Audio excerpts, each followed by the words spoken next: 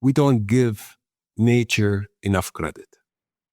All mankind needs to do is to move aside and let the natural system return.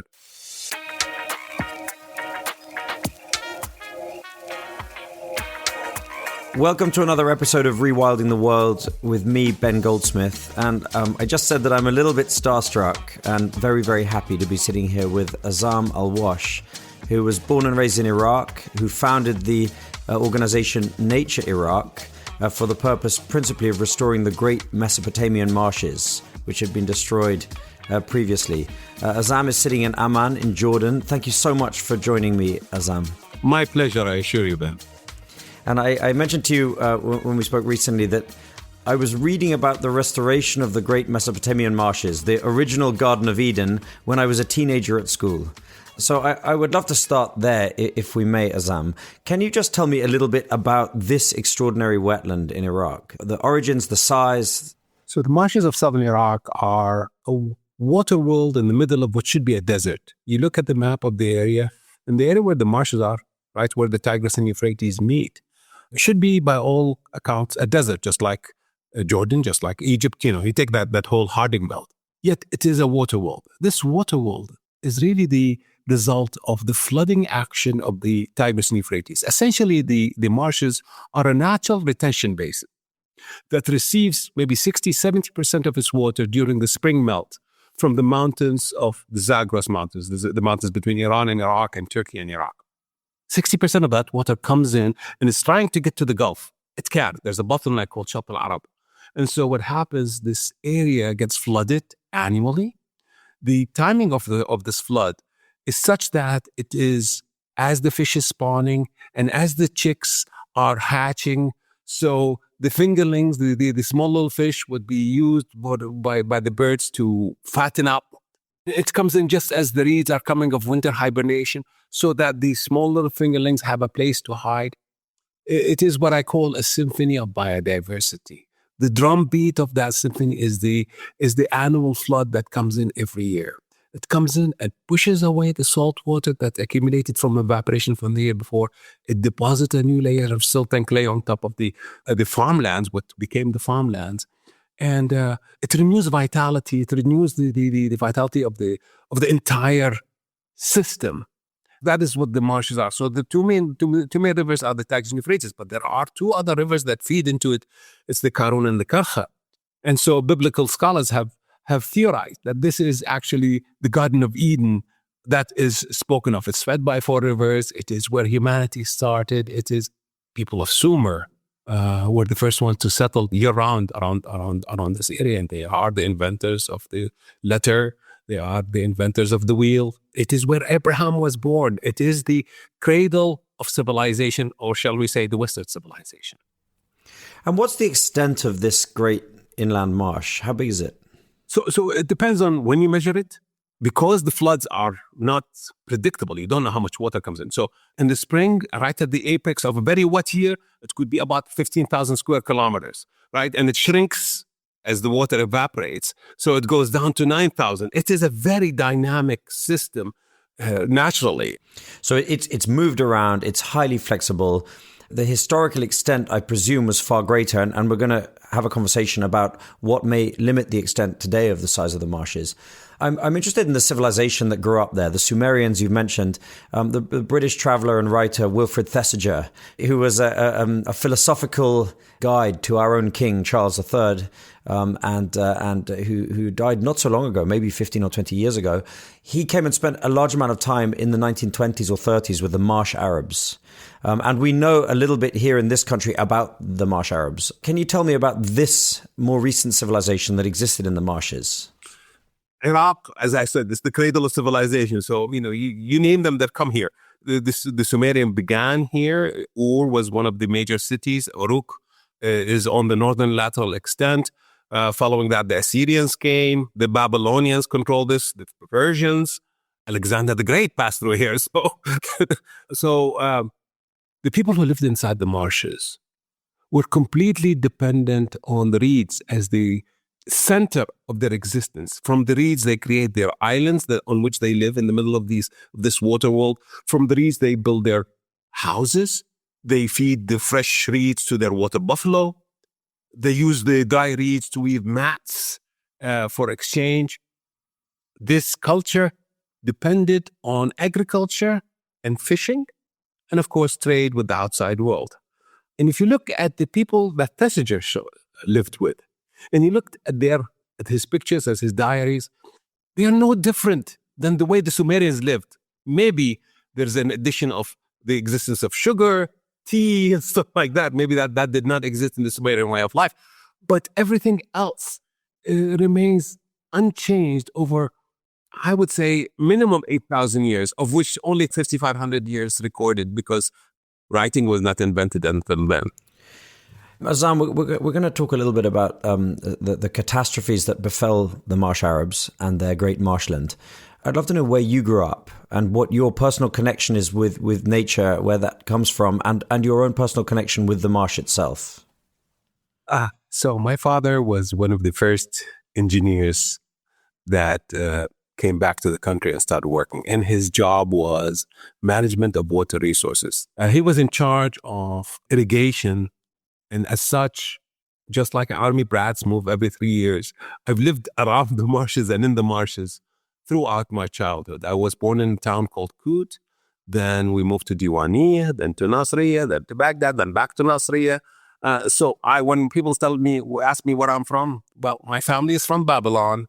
I lived all over southern Iraq, and I lived 20 years in Iraq and then 25 years in America, and now another 20 years in Iraq.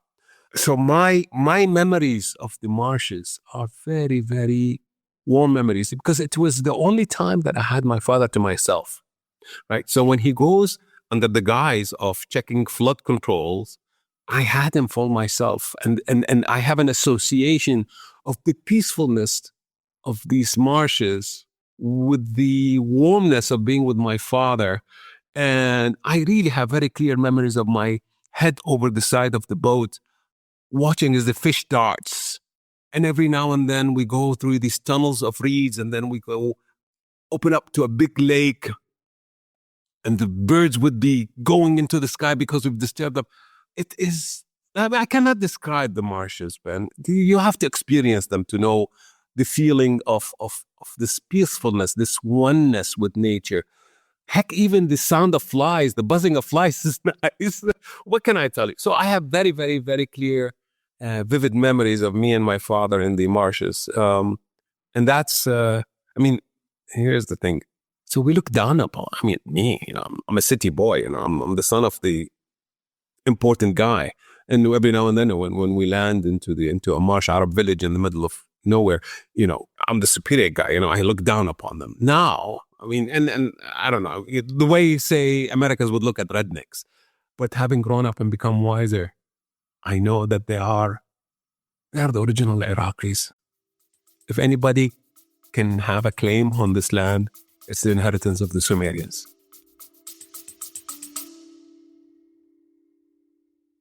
This episode of Rewilding the World is very kindly brought to you by Uni, that's UNI, the world's first nature-friendly line of luxury body care. We've all heard about the harm that sun cream does to coral reefs, but it's not just sun cream and it's not just coral reefs. Well, Uni makes plastic-free, nature-friendly essentials like shampoo, conditioner, hand wash, and even natural deodorant, all full of nourishing ingredients such as seaweed kelp, aloe vera, and olive oil. We've been loving our Uni products, but don't take it from me. Here's my wife, Jemima. Yes, I really love them. They're such clean and nourishing products.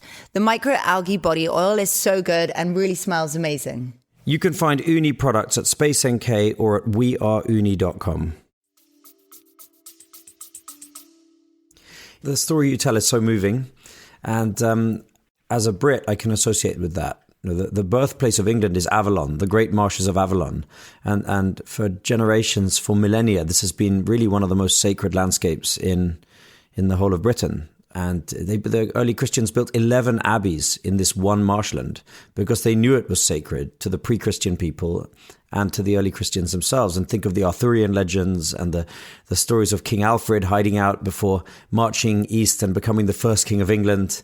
There's extraordinary stories in the levels. And of course, then with the rise of hydrological engineering, after the First World War, the levels were drained and desecrated. And now you have mostly dry bowl of land which is dedicated to quite low productivity dairy farming. And the culture of these marshes has drained away with it. And similarly, I'm reading a fascinating book at the moment about the history of the East Anglian fens. The enormous marshes that stretched up the whole of the eastern side of England. And these indigenous people that lived there had a life that revolved around collecting fish and wildfowl and enormous natural bounty, which they used to ship to the great feasts that we see now. We see the menus from these medieval kings' feasts in London, and we know what abundance used to exist. And now, of course, we're told, well, Finland culture is the industrial farming of carrots. Well, it's not. Originally, this is a colonial culture in land that used to belong to these extraordinary Finland people. So the history all over the world of wetlands is so fascinating and so similar from one place to the next. And you yourself, Azzam, you followed in your father's footsteps and became a hydrological engineer. A civil engineer / geotechnical, hydrological, anything that to do with water and soils is in fact, I'm working on right now helping a friend with sinkholes on the sides of the Dead Sea. So yeah, the forks we take in life, Ben. I mean, at one point in time, I graduated from college in 1980. And at that point in time, I had a choice of becoming a computer scientist or go further into civil engineering. And I chose civil engineering. I love what I do. So Azzam, tell me about the catastrophes that befell the marshes, and particularly the extent to which the more recent of those catastrophes intertwined with your own life and saw you flee Iraq and go to America for 25 years. So I left Iraq before the problems, and frankly, I left it because I didn't want to become a government employee. But that's a detail. I was not persecuted or anything like that. But it just happened that I was lucky enough to leave Iraq just before the beginning of the Iraq-Iran war. So during the Iraq-Iran war, water was used as a weapon of mass destruction, right? The engineers of Saddam used flooding of areas to prevent the human waves. You're too young to remember the details of that terrible, terrible war.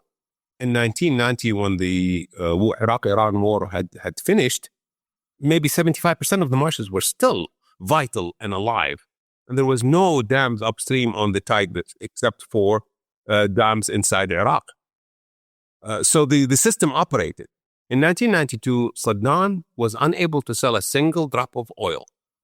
Yet, he saw fit that the entire GDP of the nation would be used from the engineering point of view, I think it's an incredible project to be able to drain marshes this large, to be able to control the Tigris and Euphrates and prevent them of flooding every spring. Anyway, every large piece of equipment that was available in Iraq at the time was used for the purpose of directing water away from the marshes and drying them. The sole purpose of this project was to deprive the opposition of a place to operate from. In fact, between 93 and 95, the Ba'ath Party and the army locked themselves up in their barracks at night because the rebels owned southern Iraq at night. So by 97, Saddam was able to drain the entire marshes, save for about 700 square kilometers, right between the Iranian and the Iraqi border, where the Karkha River kept on dumping water, and he could not drain that area. So he claimed that the reason for the drying of the marshes was in order to create agricultural land. And anybody that knows anything about soils or agriculture knows that marsh soil is not very fertile for long-term development.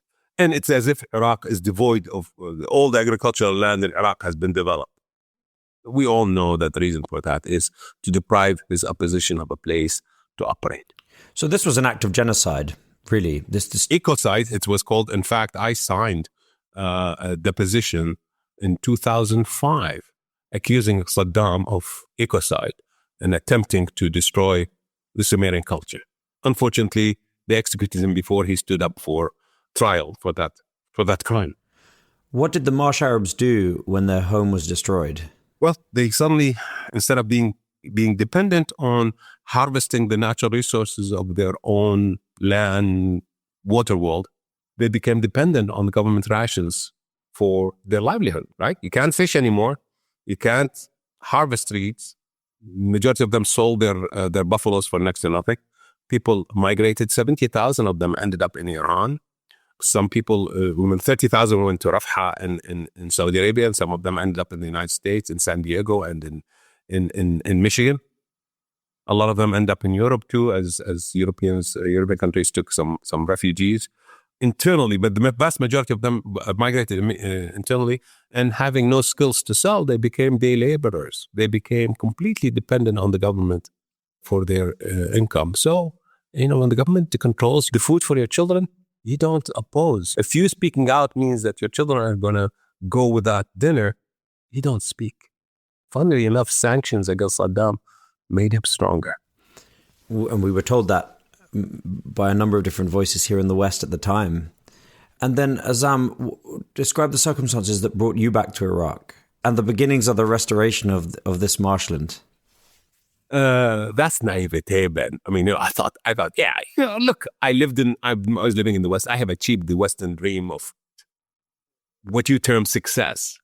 And then in 2003, never in my wildest dreams would I be thinking that Saddam would go.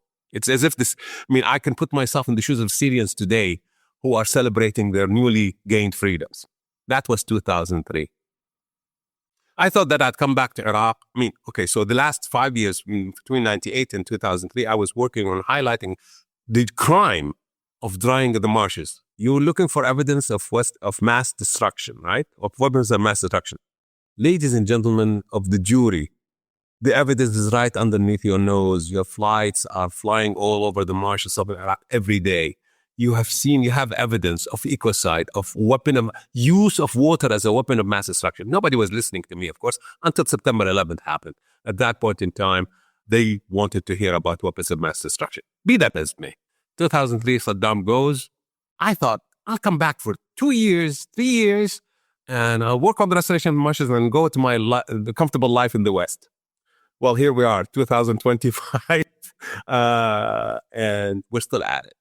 Turns out we can return the water to the marshes. And then we don't give nature enough credit.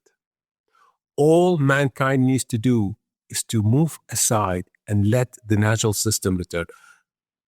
All it took and I'm not going to call it restoration, I will call it reflooding of the marshes, because we did not return the ecosystem that used to exist before. What we have done is return some water to the marshes. And my God, within 6 months of returning water to any piece of the marsh, you will see the reed forest of my childhood. Nature is amazing. She has such a force of life. In my mind, Azzam, I had at the time images of marsh Arabs returning with sticks of dynamite and blowing up dams and levees and the water just pouring through. As a child, I used to fantasize about blowing up dams and weirs and restoring the natural flow of water. Is this how it was? That's pretty much. Yes, that's pretty much what happened. Marsh Arabs, as soon as Baghdad fell, began breaking dikes, disabling pump stations. That's what they did. They just returned the water. And when I visited Iraq in June of 2003, very shortly thereafter, I saw areas that have been reflooded. And some areas were actually doing well, but some other areas were not. And I was wondering why. So, okay, Azzam, come back here, study why these areas have come back and these areas have not come back yet. And I thought, 2 years, 3 years, and I'll go back to the West. I actually learned from what the Marsh Arabs did by themselves. And I'll tell you a story. December 16th, 2003, I'm standing on top of a 7-meter high embankment, 20 meters wide at the bottom, 6-7 meters at the top. That embankment was built as part of the drainage, the killing of the marshes. And I'm looking at water coming down, huge amount of water, flood level, but they're not going to the marshes. So here's what I did. I paid about $500 to mobilize big excavators and for their mobilization and for the fuel. December 18th, 2003, we broke that embankment in 3 places. And the water, all they have to do is dig one small trench, and then the water with its own force, which is an incredible force, it widened those channels to the original size of the rivers. It broke. It's just, the force of water, once it is allowed to flow free, it's just incredible. Anyway, within 4 months, that area returned and became the reed forests of my youth. And it's just an amazing, amazing feeling to see the rebirth of what was 6 months ago, nothing but desert full of tamarisk and dust. And then 6 months later, you see the extent of the water and the reeds shooting out and the birds coming back. It's an amazing, amazing feeling. But I know that that's not restoration. That's reflooding.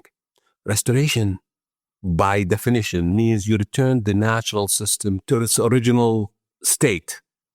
What have happened in the 1990s while Saddam was running the marshes, Turkey began building the GAP project, which is a huge series of 22 huge dams and countless others that essentially harnessed the Tigris and Euphrates headwaters to create hydroelectricity.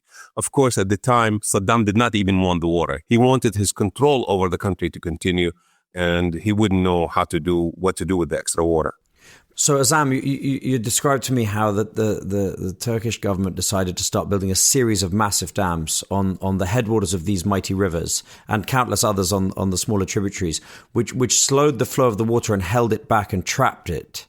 So do those dams now hinder the flooding of those marshes today? Absolutely. There's no flooding action. The drumbeat does not exist. Remember I told you about the drumbeat that drove the symphony, the beat of the symphony? It's now there's not even a noise in the spring. Now, does that mean there's less water? Yes, there is less water. Does that mean that's the end of the marshes? I mean, this is actually a very interesting philosophical question. Are hydro dams good or bad? Hydro dams mean sustainable energy, clean energy, yet they do have an effect downstream that is not calculated, that's not added in the environmental studies of those dams. So I'm not saying I'm against dams, but I am a chartered member of the huge dams.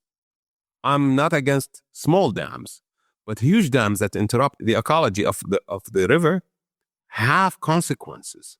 That said, I am looking at effects over my lifetime, 60 years. Nature has a much, much longer period. Southern Iraq, Ben, is a sedimentary plain that has been formed between 13,000 to 11,000 years ago. That's too complicated geologically speaking, but essentially when the last ice age ended, the marshes migrated from their original place in the state of Hormuz to their existing location. And Southern Iraq is a sedimentary plain. Sedimentary plain means soil came from someplace else with water and got deposited. It used to be that water came with floods, or that soil came with floods. There's no more soil. Guess where the soil is being deposited? It's building up behind the dams. In the reservoirs behind the dams. So eventually those dams are going to lose their capacity to hold the water, and nature in the long term will win. So I'm not going to be here. I'm going to be worm food by then. Maybe the marsh Arab culture would have been gone. That's why, but it's very important to document it and record their way of life and their way of weaving, and document as much as possible for future generations. Not that I want people to come back and live this. It's a romantic life, but it's a miserable existence, guys. I mean, you're living with mosquitoes. Don't over-romanticize it. It's a difficult life. And this is my new message, Ben. I mean, I know that I cannot restore the flood easily. I have a plan, but nobody's listening right now. I have a plan of recreating mechanical floods where we can cooperate with Turkey on the management of water. But the basic message, Ben, to anybody and everybody that is working with indigenous people, indigenous culture, and biology, the rewilding idea, which is what you focus on. The blueprint for our future is rooted in our history. The history of Iraq is based on agriculture being the food basket of the region. And we also made a lot of money from trade. Unfortunately, over the past 100 years, we have become addicted to the crack cocaine of oil. We have forgotten agriculture. It's a lot easier to excavate for oil and sell it and buy everything from a plane to a needle. There will come a time when our oil is worthless. Then what? We need to maintain a connection with our history. I have a plan. I have ideas on how to return Iraq to a breadbasket for the region, plus a bridge for sustainable energy from Iran and Saudi Arabia all the way to Turkey and Europe. I can make more water appear to be shared by Iraq and Turkey by moving storage of water from Iraq to the Turkish dams, thus eliminating 8 billion cubic meters of evaporation that's happening today. I can cooperate with Turkey during the winter. How much water are you expecting in your reservoirs? Let's release that water and bring it back to the marshes. We can use our past to create a stable, peaceful Middle East on the back of water management. I can even potentially make the water issue between the Palestinians and the Israelis disappear by dedicating 5 cubic meters of water from the Euphrates pumped through the Iraq Petroleum Company right of way that used to go all the way to Haifa. And I can bring water to the West Bank and all the way to Haifa and remove water as a point of contention between Israelis and Palestinians. Ben, how much is peace worth? Well, exactly. And I'm friends with Gidon Bromberg and his team of Jordanians, Palestinians, and Israelis who are building EcoPeace, which is an extraordinary organization looking at exactly this, how they started off trying to clean up the River Jordan, and they realized that water is a pathway to peace in a very difficult neighborhood. Just so I understand a point around these big string of dams on the Turkish side of the border.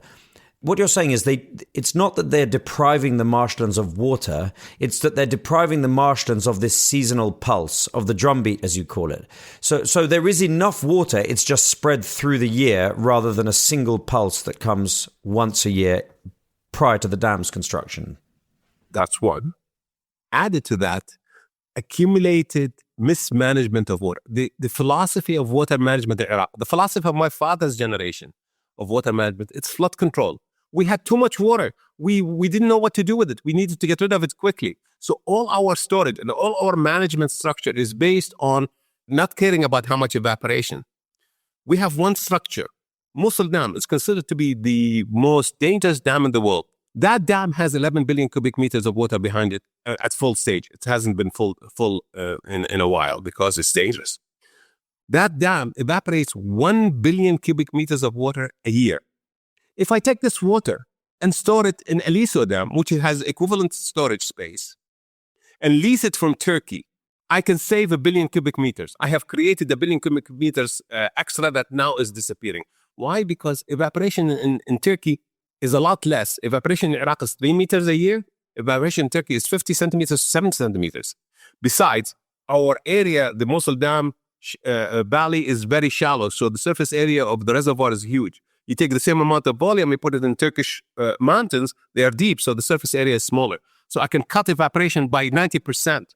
Yeah. You mentioned that the Mosul Dam is considered one of the most dangerous dams in the world. Is that because there are communities down? The most. Why is that?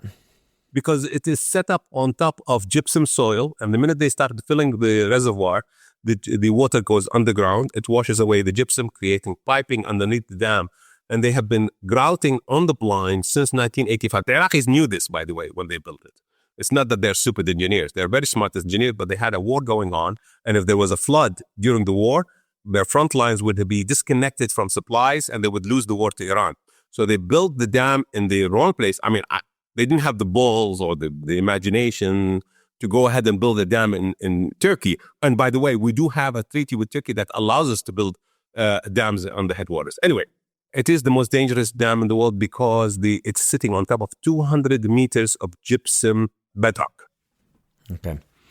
Azzam, so you've talked about your ongoing work, which is to promote this idea of greater cooperation between Iraq and Turkey to restore the pulse of water that the wetlands need to receive each year, and also to deliver a whole bunch of societal benefits in the process, and possibly even to bring peace to a difficult region by bringing water to a wider set of recipients. This all makes wonderful sense. In the meantime, you and the people of Iraq have achieved an enormous thing in the last 20 years, and that is that the people of Iraq, I haven't achieved anything. I have been an instrument of using my opinion. Like, here, this is a place where we can restore quickly.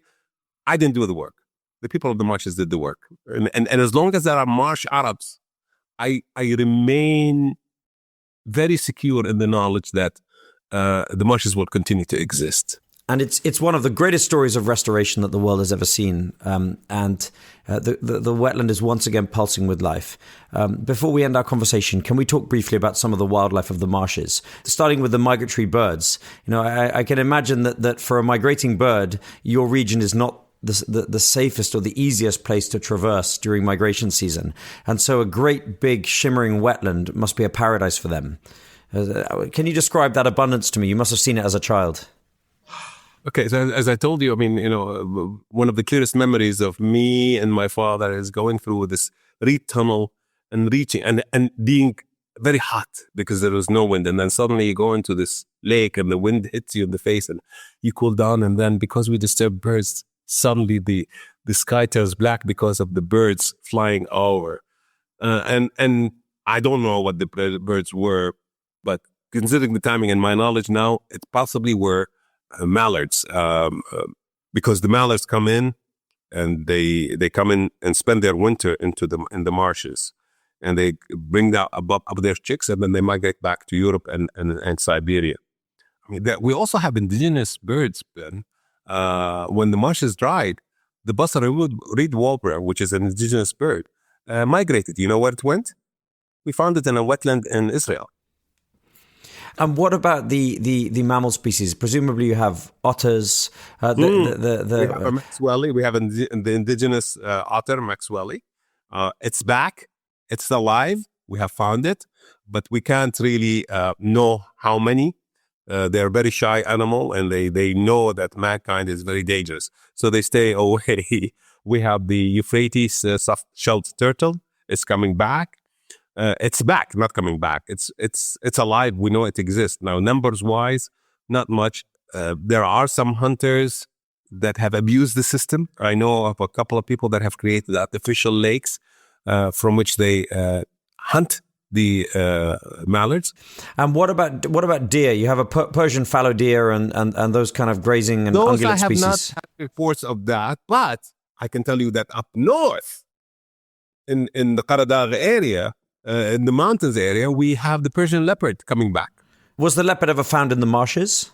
No, not yet. But, this is, okay, there's another crazy idea.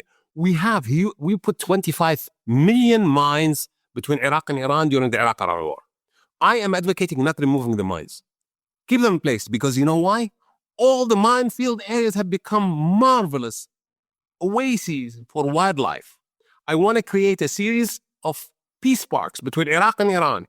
Don't spend money on removing the mines, because even if you spend all the money on removing the mines, by the way, you know what? They migrate because the soil moves. You cannot remove them all. You never have the assurance that this area is safe. So why bother? Why don't you declare them as national parks, reserves for wildlife? Yes, every now and then a deer will die, or a pig will blow his hand off, or maybe even the Persian leopard. The way we found out that Persian leopards are available is because we found a dead leopard whose paw was blown off and it had bled to death. Otherwise, we wouldn't have known that the Persian leopard is back. Azzam, how do we get politicians in Iraq to listen to your message around wetland restoration?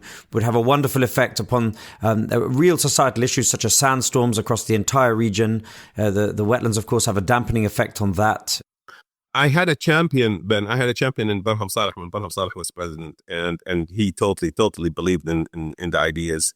But in Iraq, I am viewed as an American. I'm viewed as a Western, and Westerners obviously have an agenda. We are in the midst of a regional upheaval that is seeing three forms of Islam fighting for ascendancy, namely the Iranian form of Islam, the Turkish form of Islam, and then there is the Wahhabi form of Islam. Wahhabi is now modernizing under Hamad bin Sultan. I don't know when we're going to reach that point. I know, however, that sooner or later, oil is not going to become as lucrative for income. I know that the population is increasing, and I know the water is decreasing. So the catastrophe is coming. When? I don't know. And it's at that time when the politicians are going to listen for ideas that saves them. And I can tell you that the ideas are available. What is not available at this time is the political will to execute them. Right now, Iran wants to control Iraq, and they view any agreement between Iraq and Turkey as a net negative for them. But who knows? The world is changing as we speak. And in the meantime, Azzam, you're spreading the message worldwide. I see you everywhere. I see you popping up in conferences and writing articles. And I know you have tremendous respect from the Iraqi friends that I know here in London. And I know that when the opportunity arises, you'll be on top of it and you'll be continuing your work of restoration. And meanwhile, I'm just so grateful to you for taking this time to chat to me today. It's Absolutely been fascinating. And I dream of visiting the Mesopotamian marshes one day. Oh, I would. Oh, yes. Yeah, that would be great. That would be great. Okay, so the best time to visit is November through March. Let's work on it.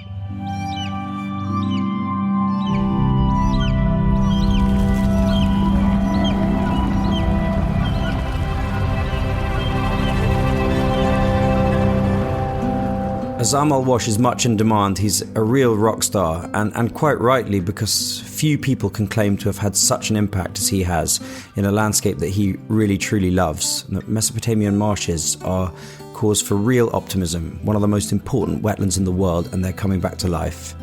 I hope you enjoyed listening to Azzam. I certainly enjoyed spending time with him. And if you did, please give us a like, give us a review, share the podcast with your friends, with anyone you think might be interested. It all makes a big difference, and I'm hugely grateful. Next time, I'm going to be talking to René Olivieri, who's chair of the mighty National Trust, one of the biggest nature NGOs in Europe, and I think one of the most important rewilding organisations in Britain. The National Trust has recently announced plans to restore nature across an area larger than Greater London. And they really mean it. They're doing it. Anyone who's visited a National Trust property will know that exciting things are happening. Rewiggling of rivers, trees being planted, wildlife returning. I'm really looking forward to talking to René. Please do join us.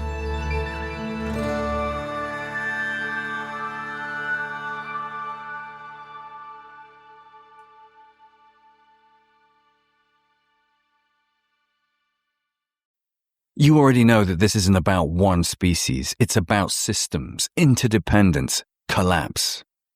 And yet, wild salmon, one of the clearest indicators we have, are vanishing fast.